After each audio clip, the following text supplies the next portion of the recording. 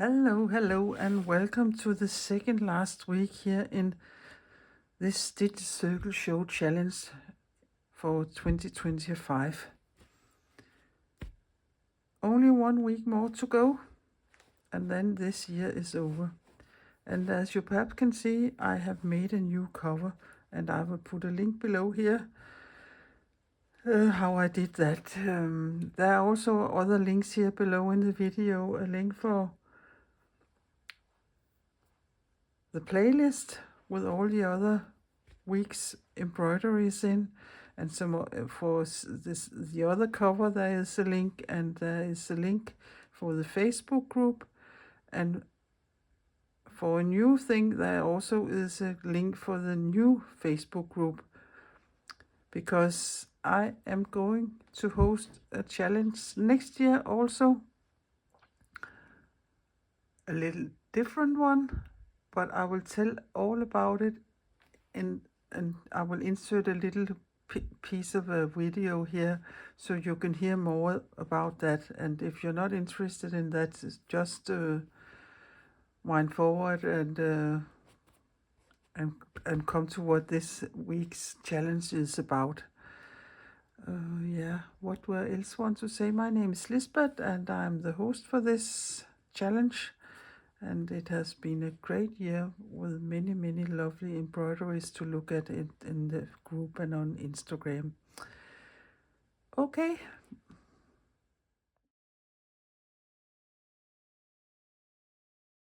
Hi. I just quickly want to pop in here on YouTube and on your Facebook site and talk a little about my decisions for next year's Dogma Rule Challenge. For those of you who has been with me on the challenge here in 25 knows that we only have some few weeks left, and then 25 years challenge is done. And many have been peeping and asking, what will it continue next year, or what will happen, or they have been so happy to participate and will be sad when it's over, and many things that have been asked, and I have been a little reluctant about answering because I didn't quite know what to decide. But now I have made a decision, and I will tell you about this decision and what the Dogma Rule Challenge for 26 will be about. In many ways it will be the same, and in some other ways it will not be the same. The most important thing is I ain't doing a challenge every week. It has been a tremendous job not to come up with all the challenges, because I have a popcorn brain, so that isn't the problem. But all the administration and the Facebook stuff has nearly been killing me. So it will be a monthly challenge, and the first Thursday in every month I will come up with a challenge for you. And I said it for a Thursday because we are so used to have a new thing coming up every Thursday. Some of the things are much more free this time, because I will not interfere in your color choice of fabric or of thread. That is totally up to you, which colors you will use and what kind of threads you will use. So that is quite different from last year's challenge, or this year's challenge. It is. And some things are different, and this year, not this year, but for 26, I want to go up in size. Also because there are several reasons why. First of all, it is a monthly challenge, and this isn't a challenge who is about being the first one to make the challenge. and show it. It is more about taking time to decide what to do. Do much more stitching than on the small pieces we have made. Some of you have not been stitching very much, and some of you have been stitching much more, but in this case here there will be much more stitching, I think. And for the size, I have decided to cut up 12 pieces in 25 by 25 centimeters or 10 by 10 inches. And as I said, I will have this as my background for the 12 weeks. What you decide, that is up to you, what color, but the size has to be, as I said, 25 by 25 or 10 by 10 inches. And every time we will have to trace a circle on the fabric that is about 20 centimeters in diameter, or I think it's 8 inches in diameter. And all we do every month is to do something inside that circle.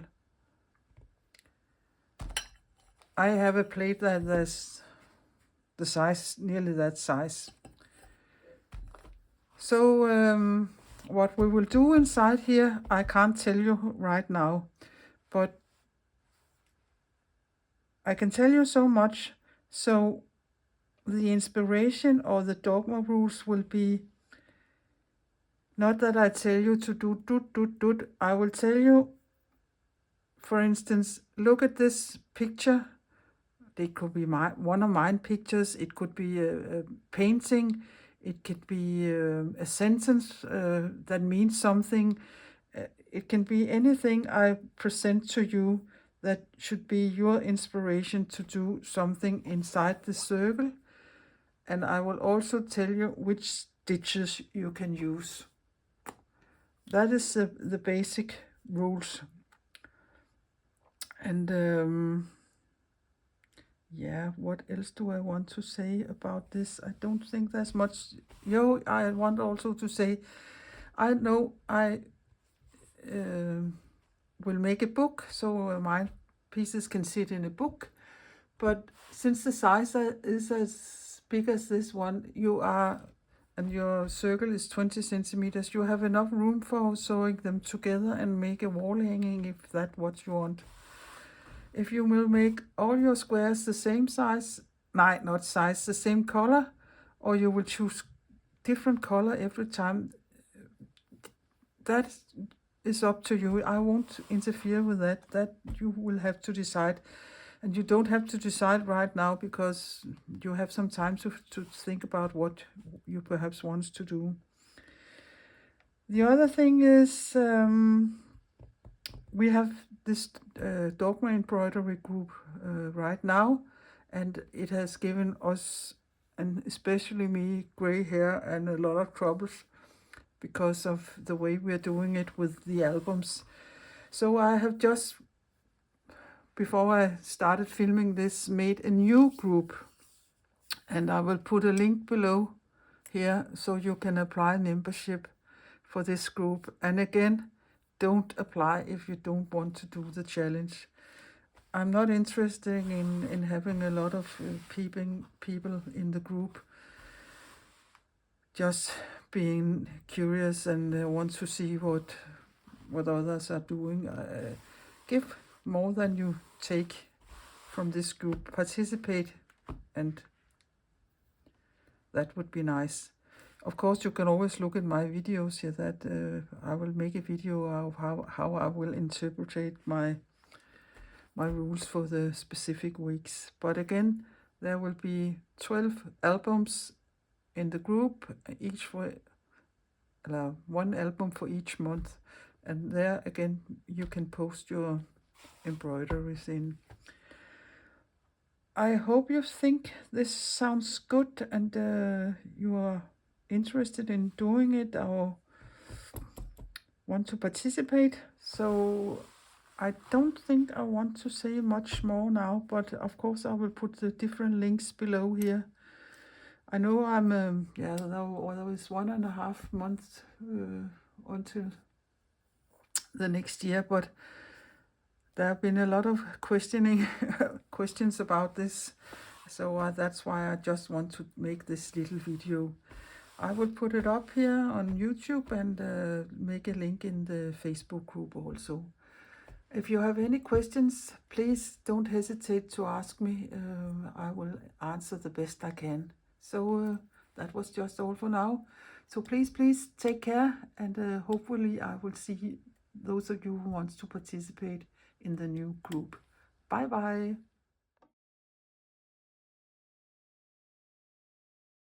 So now on with the embroidery for this week. I have put a closure on here, you can see, because it is a little wobbly still, but much better than the other one. So now both my signatures can be in, and this is where I left you last time, here with this piece.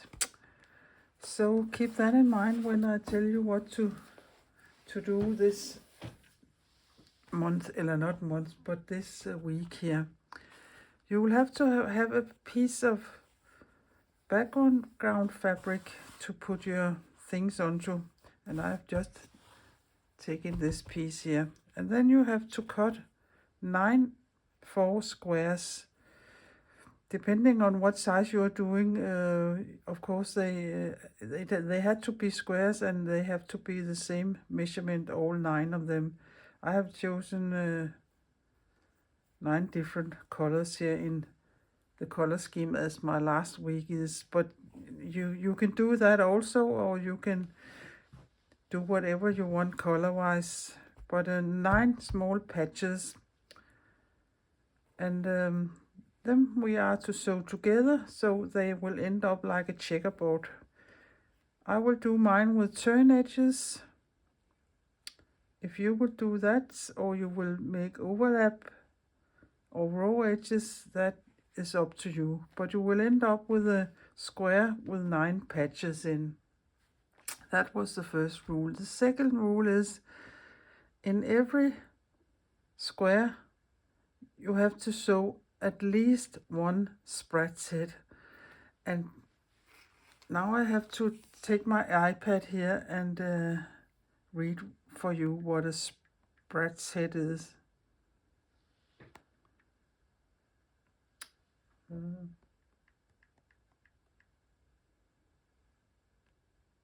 There. A sprat head, på dansk kalder vi det en flue. But I can read what it says here. A sprat head is actually a tailoring stitch, and it's normally used for strengthening a garment at a point of a strain, for example at the top of a pleat or at the edge of a pocket. Normally you sew the stitches very close because they are made for strengthening the things they are holding together. But I will do it in a more free way, but the way it is sewn is the same as it is here on my iPad. I don't know if you can see it. Yeah, but that is the stitch. So I will of course show you how to sew it, and I will use the same kind of color thread as I used last time, or last week, and this is this wine aubergine color thread, but you can use whatever color thread you want to use. That is the 3 Dogma rules for this week. So here is my 4 small squares. Oh, I can hardly get my tongue in gear this morning here. So I will just sew these together and these together, and then I have a strip, and then I will sew these together and these together and have a strip, and then I will sew these two strips together. So I won't show you all that because you don't need to see me do all this stitching, but the way I'm doing it is I'm just I think I will go a little up here so you can see what I'm doing there and there. If you will, you can take a pin and put in.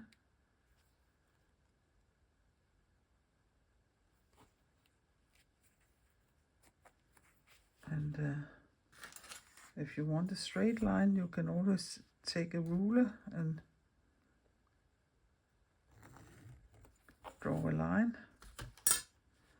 And I can see I'm a little crooked there. Sometimes it makes it even more crooked when I put needles in, I think. Not needles, pins in. But I have made a knot at the end of my thread, and it is just an ordinary machine sewing cotton, the thinnest thread I have here in my house. And I will just go up and down here in the line and take a thread you think matches. But I often use this gray thread here for when I have different colors.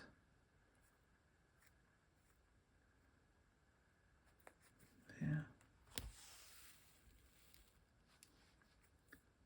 And then I will just secure it.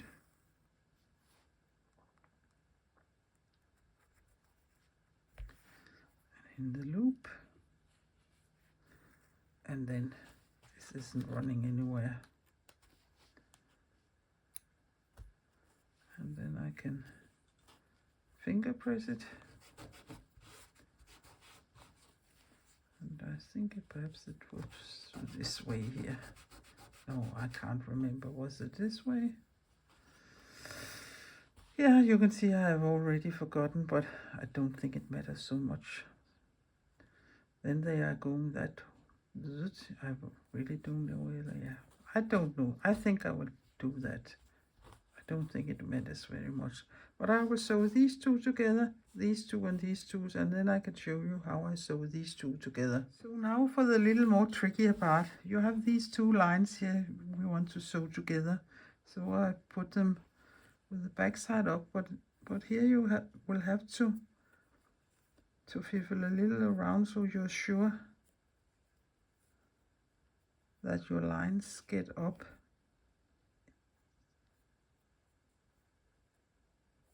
So they look nice. So I will just put a pin in here and the same here. There.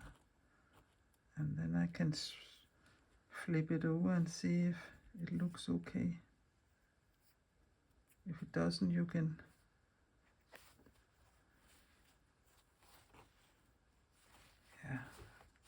this one is fine. This is a little wonky, so I will take my pin out and drag a little in this one and pull a little in this one here. Let us see if that is better.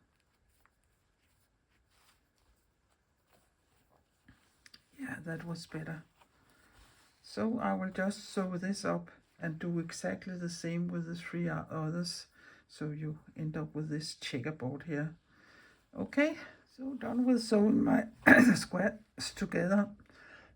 Sorry.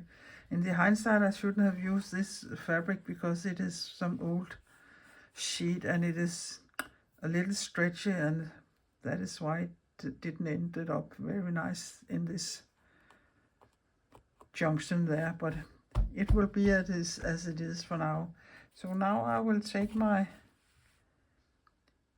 template and trace my usual circle.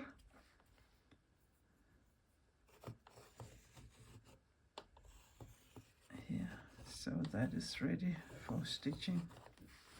That was the first thing, and I can't remember I was saying this in the when I told you about the rules, but I also have this piece here I can back it with. I don't like to sew in these fabrics without a background, but that's just me. You don't have to do that if you don't want to.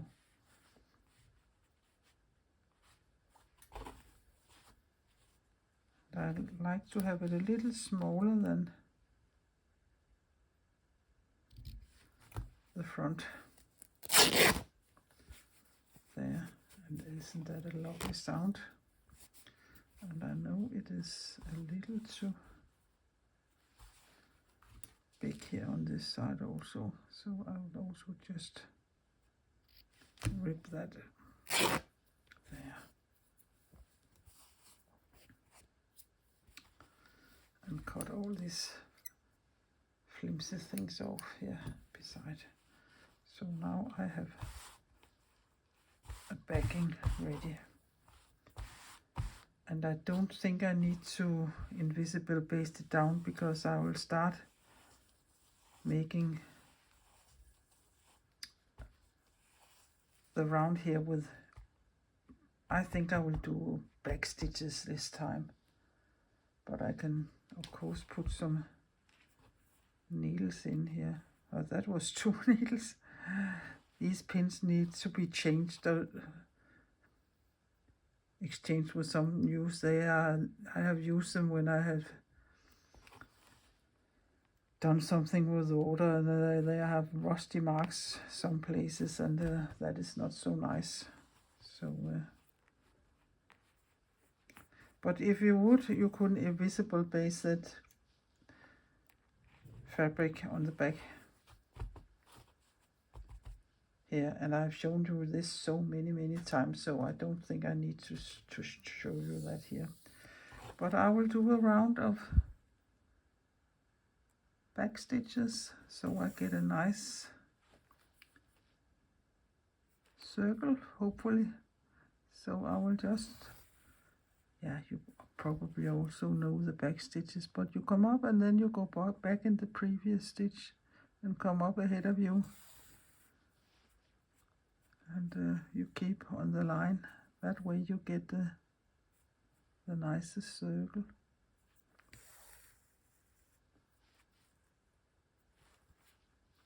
If you don't like to do back stitches, you can also do double running stitches, but with the same color thread here, or you could just do normal running stitches.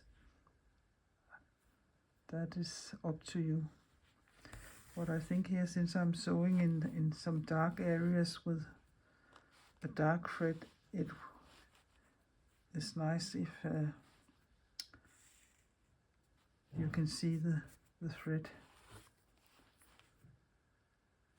And this is exactly why I'm not so fond of the back stitches, because if you don't hit exactly down here in the same hole, you get these small marks there. And now I can hardly see the line, but I will sew this all the way around and show it to you. So here is my circle, and I'm ready to start doing stitching. But are you ready to see how you make spread heads? I will show you here. I think of this stitch as I'm doing a wigwam, like the tent the Indians use. So you start coming up, and then you go diagonal and down, and then you come up like this. Yeah, it's perhaps a little different, crazy to see when my fabric isn't straight, but then you go down in the same level here as this. So you have a small, like a little top here where the fire comes up. And if you were doing the spread sets for garment, you would make these stitches really close, but I will make a little space between, and then I will go down here and come up at the other side here, there, and then I will go down here at the line again. And I don't mind if they are wonky or not evenly spaced or so. I come up here and I go down here, come over here, there, and down again. So now you have 3 legs, if you can say so, at each side, and you can see they are quite wonky, mine. You can make them as close as far apart as you like, and as how big or small, or the angle, you can make the angle this way, you can make the angle this way, you can make them tall, you can make them wide, you can make them small, you can make them big. That is totally up to you to decide. I can try to make one that is wider. There, come up at this top here, and then I will go all the way out here. There, that was the 2 first legs. And then I will come up here again, down here, up here. I haven't got much thread left.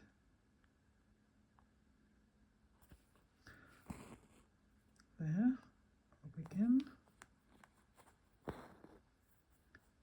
down, up, down, and I think this time, if I have thread enough, I can do 4 legs. There, down, and up, and down. So now you can see you get this kind of weaving in here. That is the sprat's head in my version. So let us do them on the real challenge. I think I said make at least 1 in each of the squares inside the circle here, but I think I will do more than each in every square. I think I will drizzle them all over the place, in big and small and narrow and wide and whatever I fancy to do.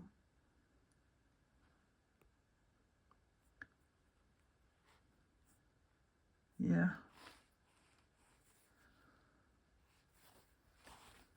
I think I will start here with a smaller one, because I don't like to stitch in the seam here.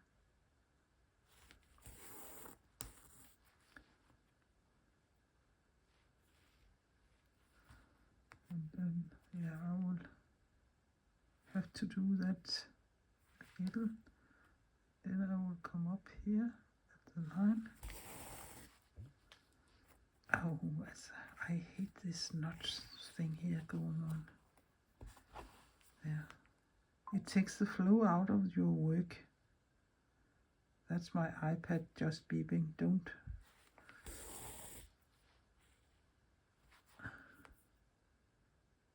Take notice of that.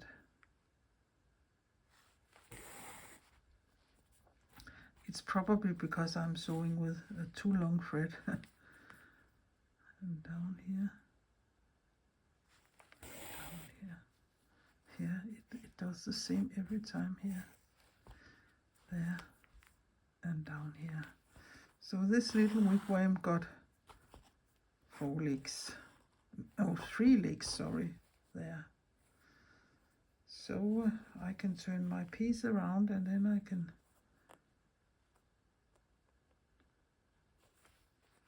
try to do a bigger one.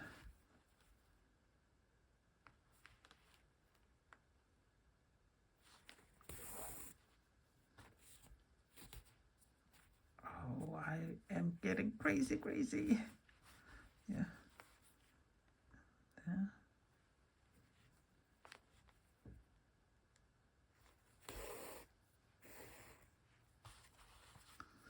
don't pull too much in your thread. Your stitching is neatest if it is lying flat.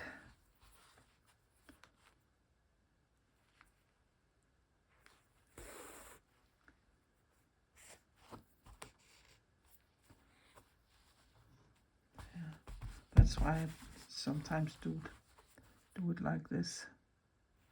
And I'm sorry for shaking you.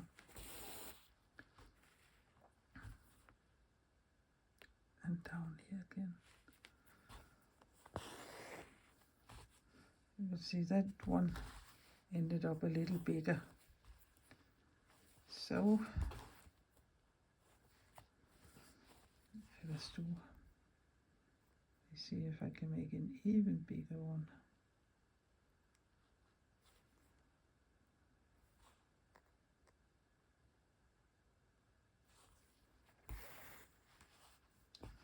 But you decide where to put them on inside your circle, or how many you will do.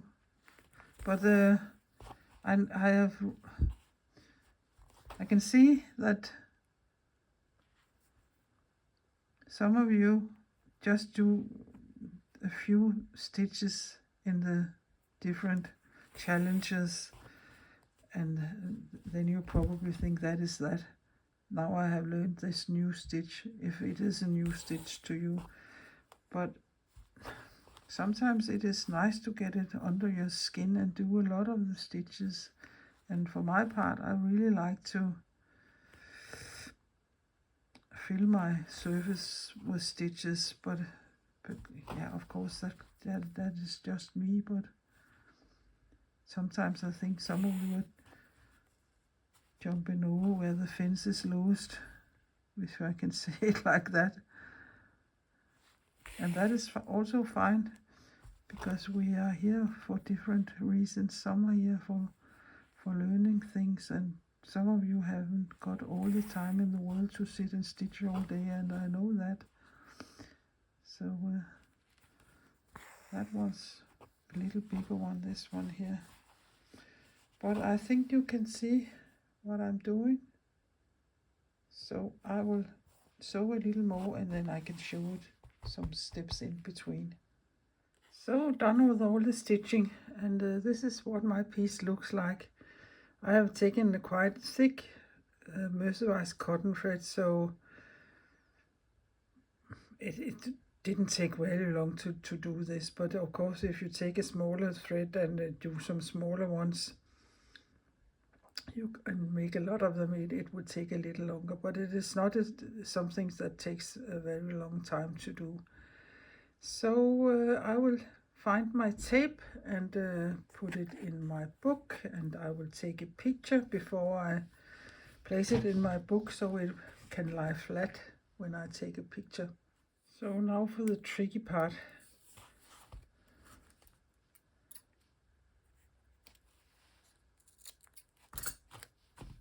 It's always so nerve-wracking to do this on camera. And I know there was a person who sent me a link to a video where to an easy way to take this off, and I have already forgotten. Yeah, there it is. And I have written the Dogma rules, but I will also write them beneath the video here under the little word more, so you can read them quietly.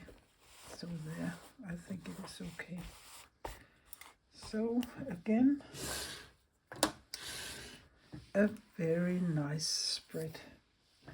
Color-wise, I think they look nice together. So only one more week, and then my book has 52 small embroideries to get inspired by. And oh my, this year has flown by so quickly because of this, and I am so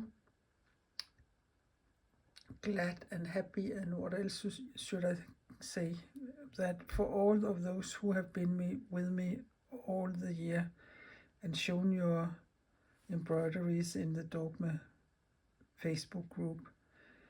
That's the only way I can see if people are interested or doing the challenges. I know some of you write to me that they aren't on Facebook and social media, and they do the challenge, and of course that is nice to hear, but I would like to know not exactly how many by numbers who had done this challenge, but it would have been nice to know how big interest there was, because it's a lot of effort I have put into this, and this is not said so, oh, everybody should thank me, and said a lot of nice things, and of course that is very nice if you do, but that's not to get appreciated or so, for that, but it would have been interesting for me to know how wide this has gone out in the world, and